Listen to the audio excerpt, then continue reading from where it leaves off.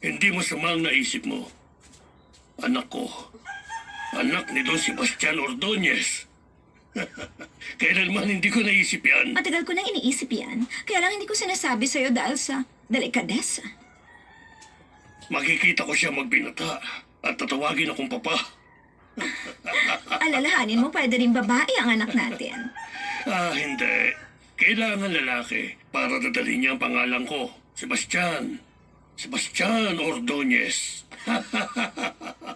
Mistika. Napaganda lang naisip mong yan. Gustong gusto ko ito. Sigurado akong, ikaw ang pinakamagandang buntis na nakasuot ng maternity dress. Ay, oo, Sebastian. Napakaligaya ko. Totoo, talagang magiging masaya ko. Pati ang kanyang papa. Pati ang kanyang papa.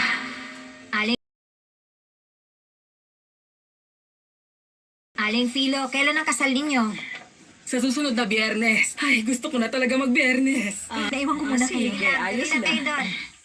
Ay, Chonita, hindi ako makapaniwalang umaarte ka pa ng ganyan. Hindi ba tinanong na kita? Kung ikaw, interesado pa ba kay Alquimiro at ang sagot mo wala ni Katiting dahil ayaw mo makisama sa Lasenggo. Hatawin mo pa nga siya sabi Ay, mo. kasi hindi mo alam yung kasabihan na tulak ng bibig, kabig ng dibdib.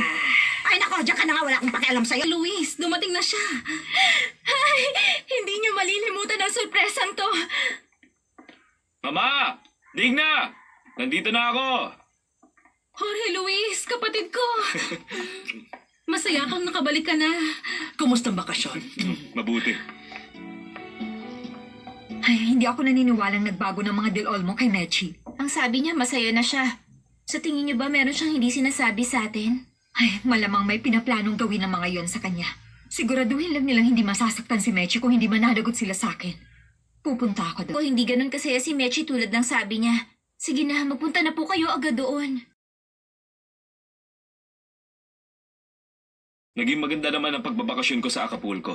Sariwang hangin, simoy ng dagat, sikat ng araw, nakatulong yun na malaki. Bumuti ba ang pakiramdam mo? Oo, maayos na. Pakiramdam ko, isa akong bagong tao. Parang bagong silang ulit.